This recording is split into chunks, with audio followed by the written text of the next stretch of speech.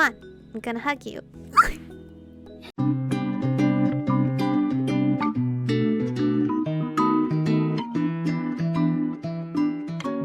Hello, Aromas. This is Aromie here. Welcome back to our life. We are here. I am going to ask Cove to see me. You picked up your phone from the cushion, pushed a power button. It took a minute to boot up. There are plenty of additional messages. You planned on checking out your family's text later and tapped onto Cove's number first. You knew that you didn't actually want to be away from Cove. Sure, you needed some space, but that could only last so long before you wanted him with you once more. Hey, I need you. Could you come to my mom's car? Cove texted back quickly, almost instantly. Okay. That was a relief. Another message followed shortly after. I'm here. What? What if he was already looking for us? When you looked up from your phone and out the windows, nothing stood out as obviously Cove's shape, and he wasn't easy to miss. You're about ready to text him back when you saw a shock of green out of the corner of your eye. Cove stood up. He'd been sitting on the pavement, leaning against the car door. He straightened out and smiled carefully. Oh my god, he was there the entire time. He was just waiting. He pointed towards the closest car door and raised his shoulders in a clear question. He wanted to know if it was okay to hop in. You nodded, not seeing the point of keeping him awkwardly outside. Cove walked around to the other side of the car, opposite of you. He put his hand on the door handle and pulled. He tried to open the door and obviously wasn't expecting it to be locked. He pressed the unlock button and he smiled after he heard the click. He sat down and quietly closed the door behind him. For a moment, he faced straight ahead. His hands flinched when he got halfway through putting his seatbelt before he realized that he wasn't actually going anywhere. He dropped his arm and the seatbelt slid back up into the side of the car, and neither of you seemed to know what to say. Eventually, Cove turned to face you. He seemed serious. Everyone cared when you left the restaurant. They all wanted to be here, but I promised that I'd look out for you. He gripped the side of his cushion and regarded his lap. Like Liz, she told me I'd better not be making things worse, or I'd never be considered a trusted adult for the rest of my life. But yeah, everyone's here for you, even if it's just me in the car. I get it. Cove stared deep into your eyes. You noticed he had some redness around his. Oh my god, wait, were you crying? You can do it. We can do it, Michiko. Make a good life for ourselves. No matter how hard it seems, we can do it. He gripped his shoulders. Can you imagine him just gripping onto you like, hey? He gripped his shoulders and you knew that he was doing his best to project confidence. He wasn't sure about himself, but he was trying for your sake. Yeah, you're right. Thank you, Cove. I'm not so sure. I know what you're doing. You don't have to. You nodded along. I think I would just nod. He smiled and nodded back. Cove then studied you from over his shoulder with a soft expression. He twisted his body to the side and held up his open arms to raise your eyebrows. Come on, I'm gonna hug you. Oh, the one time that he's gonna just hug us, because we've always hugged him. You pulled yourself towards the middle seat so that you could reach him properly. You had to climb over one of his legs that he had rested across the seat. You turned so that he was completely sideways in his seat, back pressed to the car door, and made space in front of him for you. You settled down against him and leaned against his chest. You wiggled in to fit comfortably. This is the way. Come on, we're already we've been so fucking close this entire time. Cove, please tell us that you like us. This is beyond ridiculous. Can you imagine this kind of slow burn? He wrapped both of his arms around you and rested one of his cheeks on top of your head. It was very snug. Despite the cramped backseat of the car, Cove was very comfortable and his reassurance was nice. He was right here and he cared. It was hard to dwell on future troubles when he was doing his best to comfort you. Hey, Michiko. His voice was calming and his eyes were full of fondness for you. His mouth quirked into a crooked smile. I have a great plan.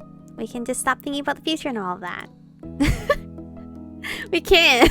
He had no idea what he meant. He didn't acknowledge your confusion and continued. I'll still get that little apartment and you can move in too. I'll stay as close to here as possible and I'll get a new job on the shopping street. I'll sell pretzels. No, Cove, what the heck? Don't drop your dreams for me. He lightly stroked your head as he spoke. On the word pretzel, he traced a loop-de-loop shape that he had a suspicion was supposed to be a pretzel. You can probably find a job there too. You could also sell pretzels. We'll be business partners. And then we'll do that forever. You never have to worry about what to do or where to go or letting our lives change ever again. So? What do you think? You laughed through tears, you smiled, you shook your head, you lightly swatted Cove's arm, you snuggled closer. I think I would snuggle closer.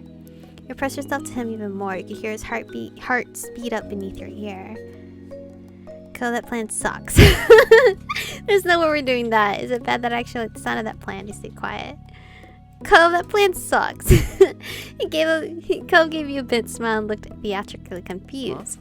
I wonder why you aren't on board. It seems like an amazing solution to me. He was clearly just joking, you sighed affectionately. It needs some work.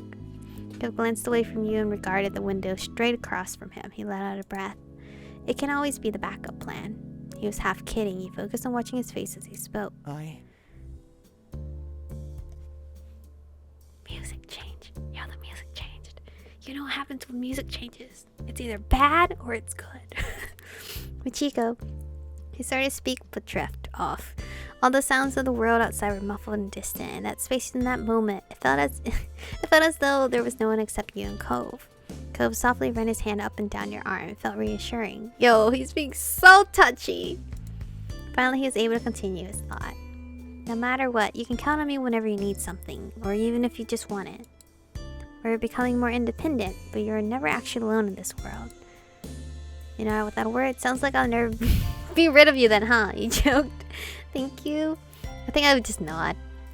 He considered the thought of living with Cove in his tiny apartment in the pretzel plant, or just in general.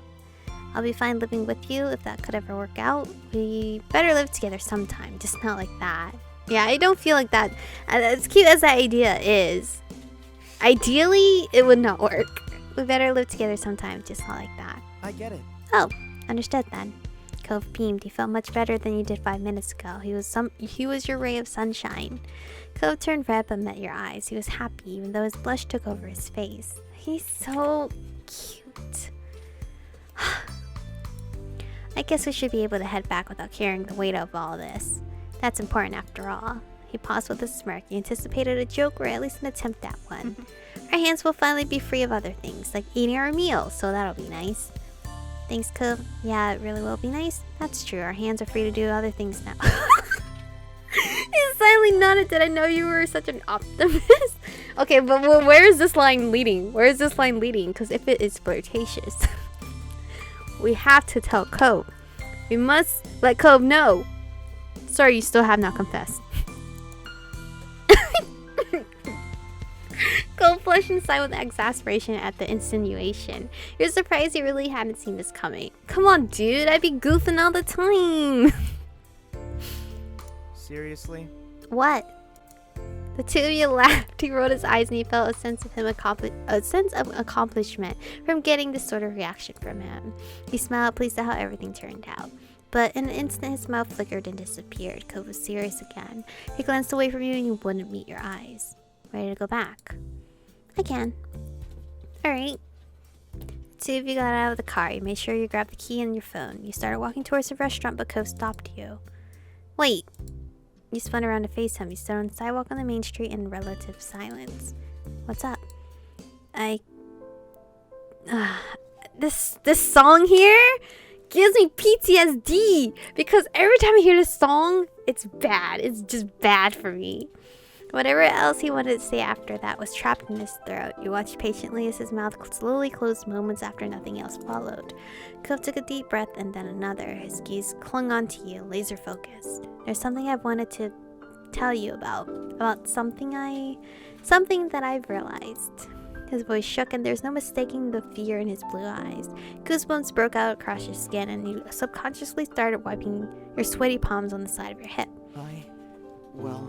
But I haven't said it. I'm not very good at talking about this.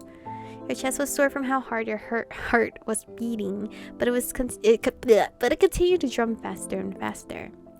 The world around you seemed to slow as you realized Cove was waiting for you to say something. It's okay, you can tell me. I have a feeling where this is going. You don't have to, not right now. No, what the fuck? I've been waiting so long. Please, I'd like to know. It's okay, you can tell me. No, please confess. Your girl has been waiting for this. Despite your stomach twisting itself into a pretzel from nerves, you needed to know what Cove was struggling to tell you. And what about it was so important? What if he doesn't confess to me? What if this is just like him saying that I love you so much as a friend? The look in his eyes softened and the corners of his mouth pulled into a small smile. Ko's expression hardened, his hands balled up into a fist. Michiko? He said your name boldly, but then his confidence faltered as he stared deeper into your eyes. Only a squeak came out next. Wait. I'm not ready. Michiko, you frowned wobbly and his face became a dark red. Wait, don't cry. It was plain on his face that his nerves were spiraling. Then Ko froze completely. He waited for him to compose himself. Instead, he crumbled forward, burying his face in his hands. You can't do it. Not yet, you realized, feeling disappointed. It's alright! It's alright! It's alright! We've been doing this for 10 years. It's fine. It's whatever. Sorry. It's fine. Ko continued to hang his head and feet, and you knew it would take at least one more chance for him. He started on his way, but it was always a struggle for Ko to fully take that next step. I understand. Well, if this hadn't happened, it would have been weird, right? You gave him a few pats on the back. Exasperatedly sighed, you remained silent. I'm just gonna be quiet. It was devastating to watch Ko shut down, but you weren't sure how to even help him. Most of you hoped that he would continue what he started, but that part dwindled every second that ticked by. Awkwardly, you glanced back at the restaurant for a moment, finally remembering what had originally brought you to this place. We should probably go back inside, right? We've been out here for a while. Oh, my heart! Broken, shattered. That's the same thing, but you know, you can get it, right? Dude, the confession was almost there, but it didn't pull through. And now I'm just broken. Ko continued to hide his face, and you just barely caught his meek nod. That was better than nothing. You started making your way over to the restaurant door. With the moment you realized that you could only hear the sound of your own footsteps on the pavement, you stopped and turned, seeing Cove standing in the same spot and position. Cove? Slowly, he lifted his head out of his hands. From distance, you couldn't quite make out his expression. No, I can't. I'm not doing this. What? Finally, he moved. He approached you at a brisk pace, stumbling a bit. It's like he's drunk. And when he got close enough, Cove dropped his hands on your shoulders.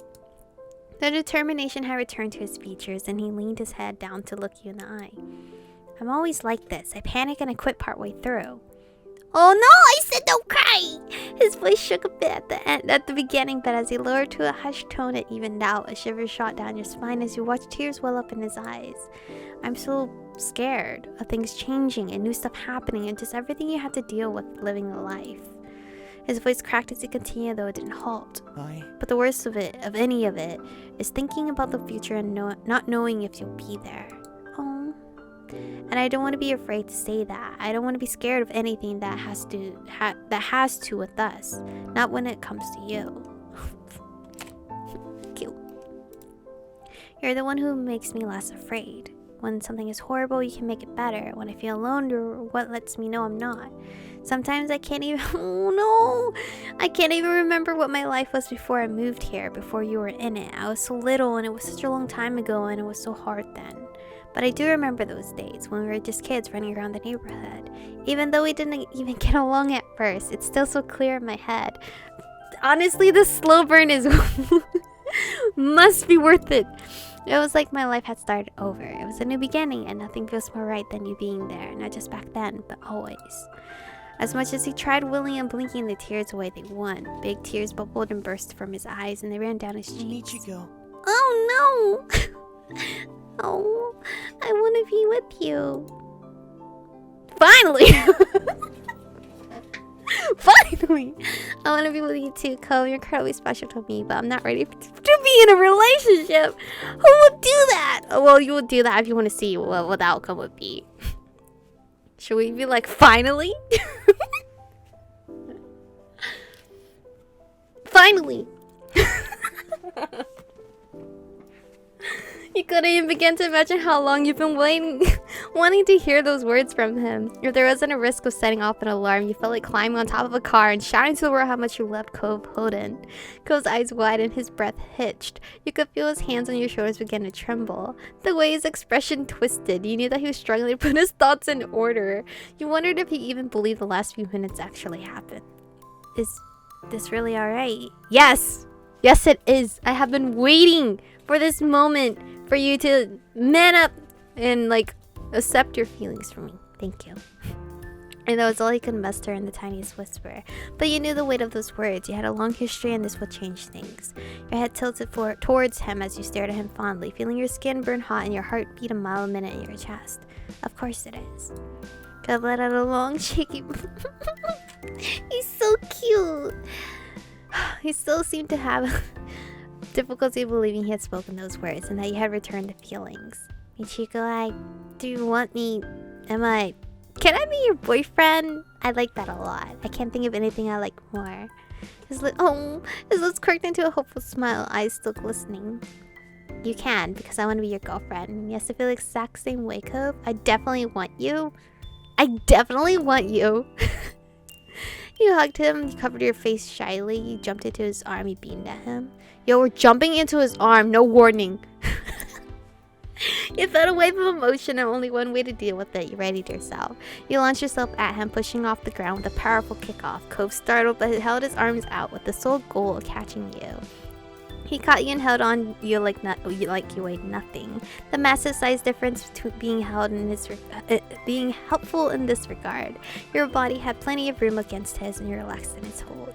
Cove's arms stayed wrapped around your back, and he kept you lifted. He couldn't help but laugh. It was adorably warm. His eyes prickled with new tears, and he sniffled, but you could recognize equal joy taking over him. You both were happy together. You were together and happy. You wiped away his tears, your feel of happiness, you teared up his fully squeezed. Let's wipe away his tears. You carefully brushed aside the tiny water drops with your thumb. Cove bashfully leaned into your caress. Then Cove reached up to caress your cheek delicately. He took a moment to simply cherish you. A peaceful smile grew on his face as his eyes sparkled. Can I kiss you? Of course! You can... let me not say that. I was gonna say, you can have whatever you want. You can do whatever you want too. Your jaw dropped no matter what else had just happened. That was not a desire you expected Kofoden to be capable of vocalizing. You were completely floored. Seeing your reaction made him realize exactly what he had done. He had seriously asked to kiss you. An intense blush covered every inch of his cheeks in absolute embarrassment, but he didn't take it back. Please do. You nodded shyly. You kissed him. Sorry, Cove. You looked away and shook your head no. You nodded shyly. Cove looked bashful. I've been too bold. let me pipe down a little. Cove looked bashful but resolute and brought his face to yours. Within seconds, you were close enough to feel his breath on your face. Your noses brushed together. When he paused, giving you another chance to change your mind, you looked at him expectantly, completely sure of this. Aww. He's so cute. Not wanting to deny either of you what you both clearly wanted, you stopped hesitating. Cove kissed you. You returned it without delay. The feeling was blissful and longing. He was absolutely still nervous. You could tell from his shaking hands as he cupped the back of your head. However, he wasn't going to let that stop him. Shyness was secondary to being able to kiss you. Whoa. Wait, you're going in for a second kiss? Kiss you for as long as he could. There's no denying he'd been hoping for this moment ages before it ever happened. You knew this was right. Cove blinked rapidly when you parted, newly stunned, but it was only with amazement. What happened was shocking and unexpected, but he absolutely wanted to hold on to this new thing between you. He ducked his head with a childish giddiness and peeked at you out of the corner of his eyes. Thanks for giving me a chance to finally get it together and say this. Yeah, it definitely took you a while. You're worth it. It was agonizing for you. I would have waited forever. You've always done that for me. You nodded quietly. For you, I would have waited forever. Oh, I bet he's like so touched to hear our MC say that. Michiko. We're gonna have to tell everybody about this when we go back, aren't we? I don't think they'll be surprised. He smiled at you with an unabashed preciousness. You figure that even without your history, if anyone caught Cove looking at you like that, it'd be obvious exactly how you felt. His openness of character had truly delightful benefits. You must have been making an expression equally as affectionate because he began to bluster again. He made some stuttering chuckles, then quieted down, his mouth forcefully staying closed. You both took in a moment to process. After 10 years of being together, you're officially a couple now. That is so fucking silly because like after 10 years of them being a friend, they're now a couple, and by the time this gets uploaded, Tyler and I have already like reached our 10-year anniversary as a couple. So we're like flipped. After all that, you both finally made it back inside the restaurant. Code was clearly nervous now that you were together. Your families were going to have to hear about it. I'm gonna stop the episode here. Unless, you know, there's only a little bit left and it's obviously fused together. But I am fucking happy that we have officially been confessed to, got a kiss, and then got a second kiss. And now we're together as a couple. But the sad thing is we're gonna have to get broken apart. Because we're both going on our own ways. So the start of our relationship is already a long distance one. Which absolutely sucks. But thank you guys for watching. Stay beautiful. And I'll see you guys in the next one.